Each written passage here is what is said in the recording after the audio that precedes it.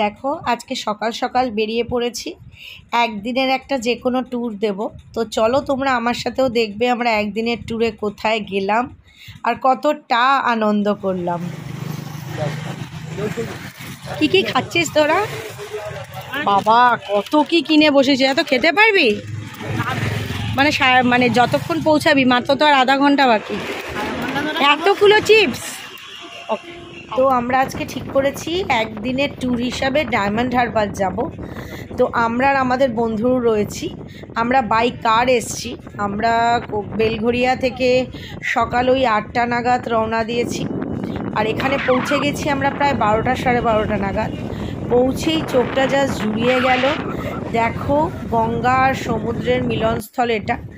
তো কি পরিমাণ ঢেউ আর হাওয়া, মনে হচ্ছে যেন উড়িয়ে নিয়ে যাবে। এত সুন্দর একটা ভিউ এসেই চোখে পড়লো, মানে এটাই মনটাকে জুড়িয়ে দেয়। তো চলো এরপরে আরও কি কি আছে তোমাদের সব ডিটেলসে দেখাচ্ছি।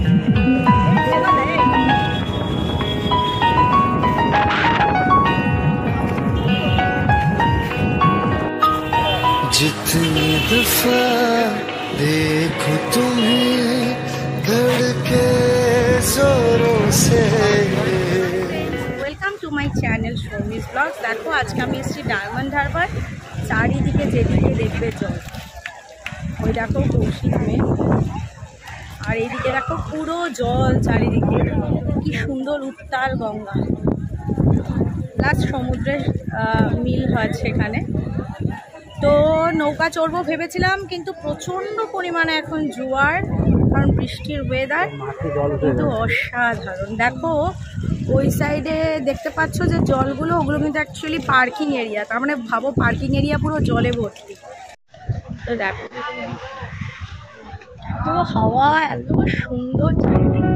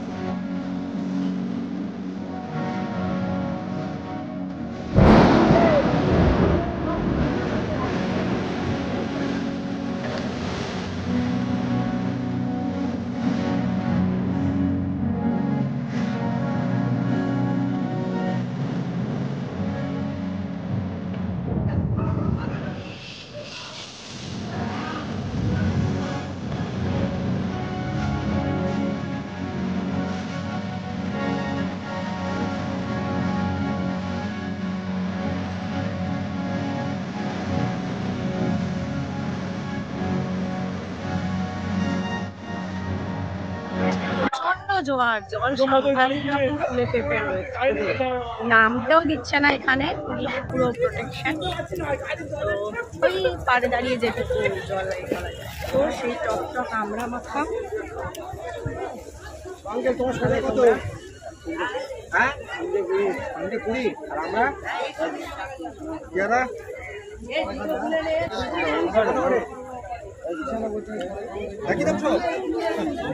অমলদা অমলদা বার্গার খাচ্ছে, আমরা মোমো। ডায়মন্ড হারবার ঘুরতে এলে আর ইলিশ মাছ যদি মার্কেটের থেকে না কেনো, তাহলে কিন্তু ঘোরাটাই বৃথা হয়ে যাবে। তো চলো দেখো এখন ইলিশ মার্কেট। বাংলায় আমার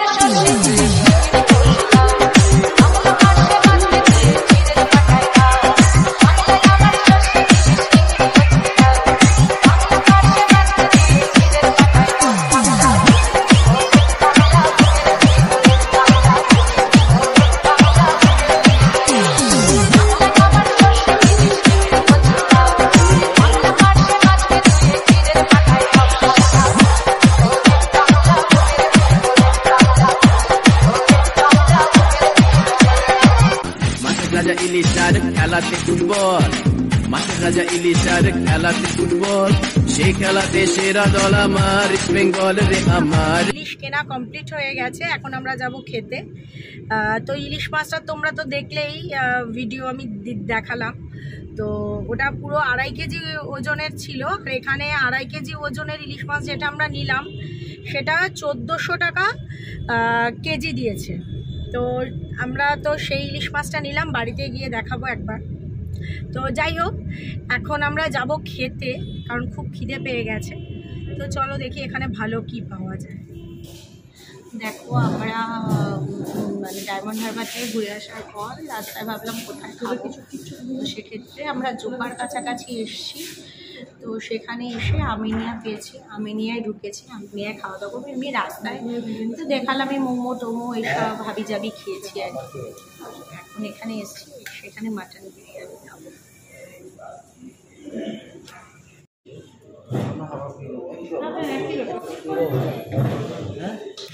ঠিক আছে, না ঠিক এই তোরা এখন বস, কাজ তোদের কাজ শেষ হয়ে গেছে।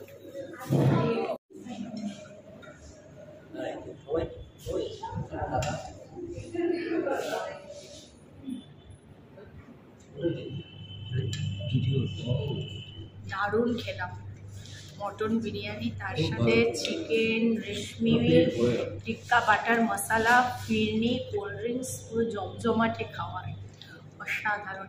তার সাথে আরেকটা ব্যাপার খেয়েছিলাম ডায়মন্ড হারবারের বিচে দাঁড়িয়ে ইলিশ মাছ ভাজা, কিন্তু সেই টাইমে আমার এতে মোবাইলে চার্জ ছিল না, তো সেটা দেখাতে পারিনি। তো সেটার কিছু ফটো আছে, পরে দেখাবো। কিন্তু ইলিশ মাছ ভাজাটাও কিন্তু ডায়মন্ড হারবারে দারুণ ছিল। ওই গঙ্গা সমুদ্র রোড ধারে দাঁড়িয়ে খাবে, এক্সেলেন্ট লাগে।